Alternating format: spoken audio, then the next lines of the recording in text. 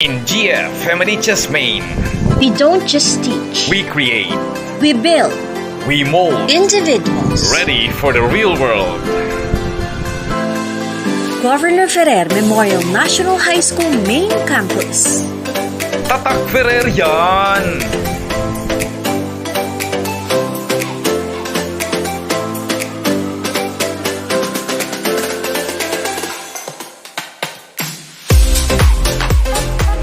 Let's talk about journalism and its history. To know more about how journalism is started, let's meet one of our veteran and absolutely expert journalism teachers of our school, Miss Madonna Galvez Ferrer. Ma'am Mado, as what most people called her, is one of the highly regarded school publication advisors in the province, winning several awards in the division, regional, and even up to the national level. Her passion in campus journalism never ceases as she keeps on innovating and performing, especially now that the school has a special program in campus journalism. At the end of the lesson, you are expected to understand the origin of campus journalism, know how journalism becomes a vital part of the society, especially in the freedom of expression, and realize how journalism affects our society nowadays. Now, let us learn about the history of journalism. Don't forget to hit like and subscribe. The history of journalism in the Philippines. Have you ever wondered how it all started? The history of journalism in the Philippines goes back to the 16th century. The same period when England and Europe were studying on the proliferation of community newspapers. It was in the year 1637 when the father of Filipino printing, Tomas Pinpin, launched the first Philippine newsletter called Sucesos Felices, or Fortunate Events. The publication was written in Spanish and contained a 14-page report on current events. In 1799, following Pinpin's debut in printing, he again came up with these hojas volantes or flying sheets. It was titled Aviso al Público, or notices to the public, which served the Spaniards and had the role from imperative to account fire. Surprisingly, it took a gap of a little more than a decade before the first actual newspaper, the Superior Gobierno, was launched by Governor Fernandez del Porgueras on August 8, 1811. It was the so-called first regularly issued publication that reported developments about Spain in Europe. 1846, called La Esperanza, the paper edited by Felipe Lacorte and Evaristo Calderon lasted only for 3 years. However, it gave way to the birth of other dailies such as La Estrella in 1847 and Diario de Manila in 1848. Diario's existence was significant because it monopolized the market a year after its launch and became the government's daily organ in 1852. It was renamed to Boletin Oficial de Filipinas, which later ceased circulation by royal order in 1860. The paper reappeared with Felipe del Pan as its editor and encountered another official decree that led to its permanent closure on February 19, 1898.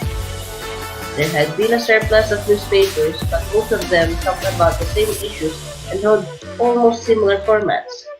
In 1862, a Tagalog publisher, Mariano Sevilla, founded El Católico Filipino. It was considered the first Philippine religious newspaper unexpectedly not managed by the church.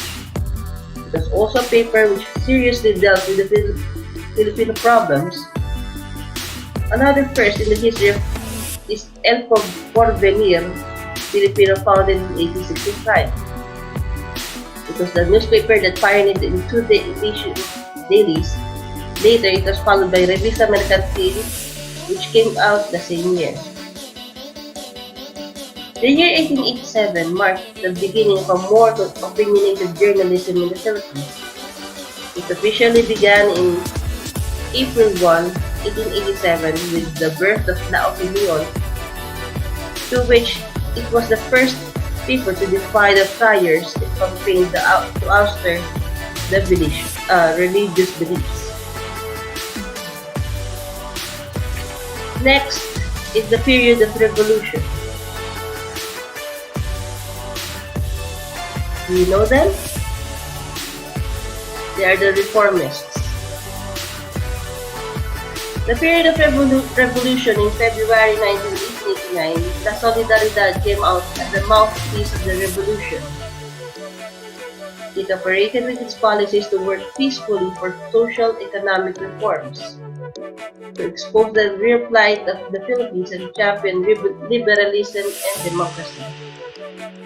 The staff of the paper was comprised of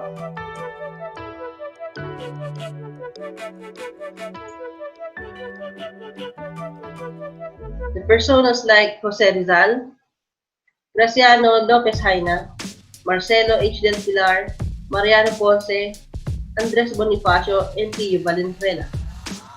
The latter became the founding editor and was succeeded by Del Pilar on October 31, 1889. The paper ceased publication on November 15, 1895, which was then followed by the death of its second and last editor in early 1896. From the reformists,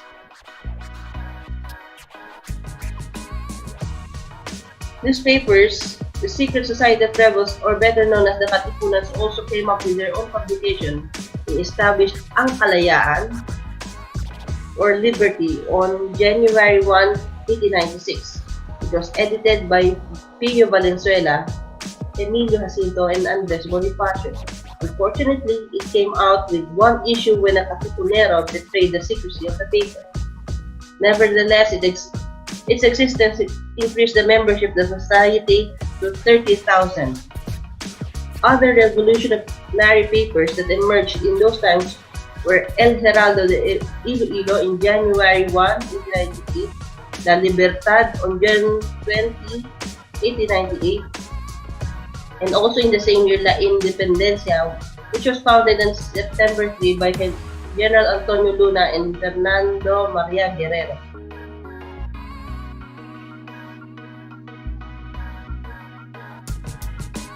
In January 1900s, General Emilio Aguinaldo, in his effort to unify his armies, put up his own revolutionary organ called El Heraldo de la Revolución on September 28, 1898.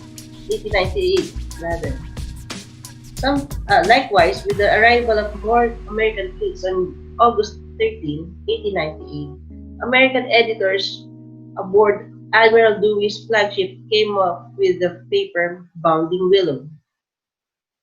Succeeding the Willow, newspapers such as American Soldier, Freedom, and American also came into existence.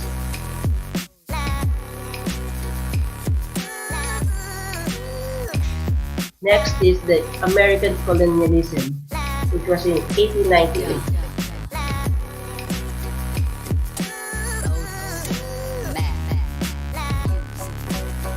After the Spaniards' defeat from the Americans, English newspapers started to circulate. It was led by Manila Times by Thomas Gowan, which was established on October 11, 1898.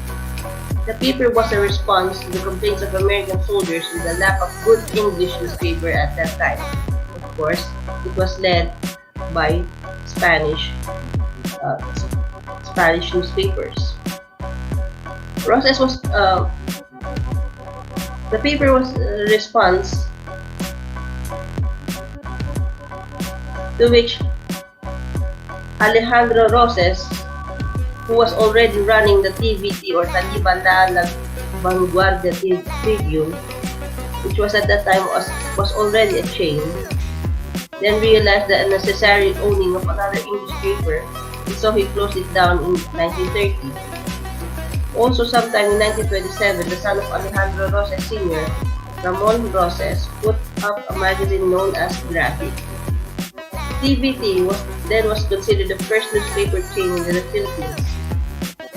Its founding was one of the highlight events during the 1920s and had bestowed on Roses the title Father of Modern Journalism.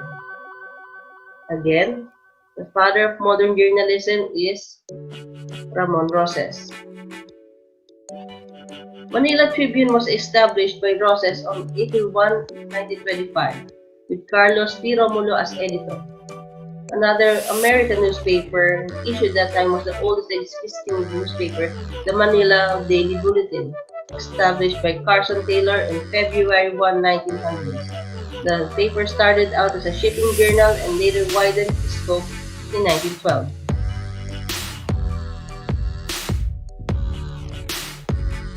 In 1942, the Japanese occupation. With the invasion of the Japanese, most publications were shut down except for the ones they used for their propaganda. The MHM was the first destroyed when Manila was bombed. TVT, which was left to operate, however, it was controlled and functioned as solely for the benefit of the Japanese state on October 12, 1942. The chain, together with Ramon Roses' DYY, was allowed to be published regularly but under censorship of the Japanese Imperial Army. The printing and distribution of the periodicals were transferred under Osaka Mainichi Publication Company established by Manila. Manila Shimbusha Corporation.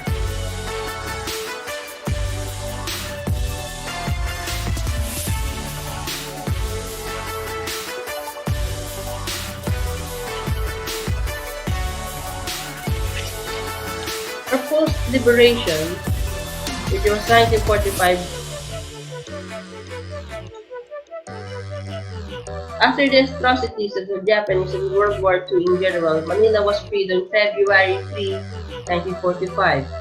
At that time came a rapid proliferation of publications, which most of them simply printed like flyers or in single sheets.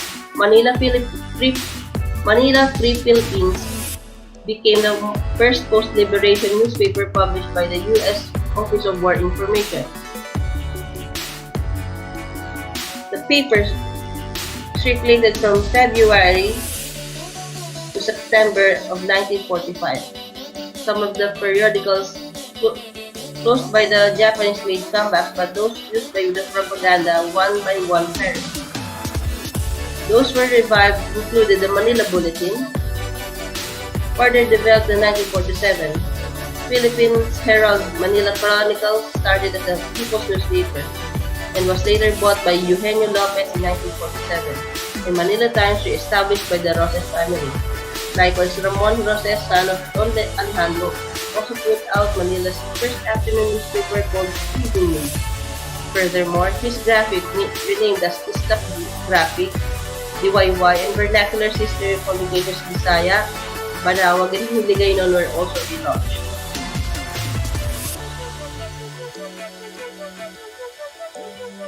In 1972, during the announcement of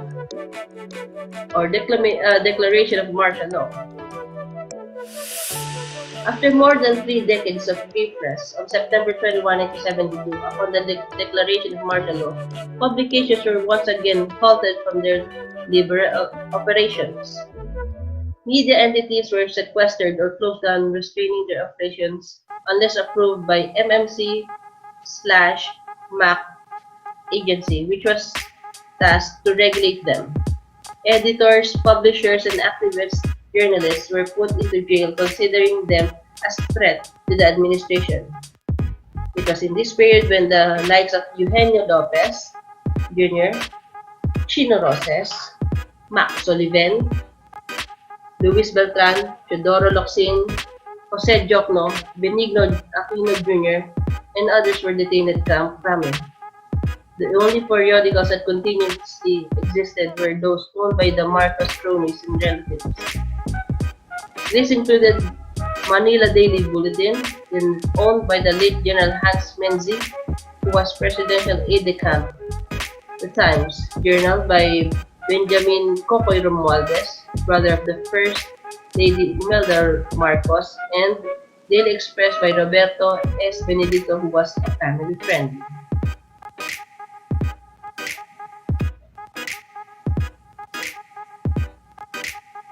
When the Marcos administration ended because of the first People Power revolt, the press was again freed. There was an influx of periodicals which was a result of the repression. As for the case of Manila Times, Ramon Rosas decided to revive the paper on January 8, 1986, registered under his grandson Alfredo R. Guerrero. He also brought back La Vanguardia Publishing Company Incorporated, which was for his other grandson Ramon R. Davila. The newspaper came out on February 5, 1986, with his cousin Joaquin Tito R. Roses as editor-in-chief. The Manila Chronicle was established with publisher Joaquin Chino Roses and other editor Amando Doronilla. The weekly We Forum also emerged with Jose Burgos as its publisher. Present-day newspapers such as Philippine Daily Inquirer, Philippine Star, Manila Standard, and even Business World were born during those times. Now, what can you say about the present-day journalism here in the Philippines?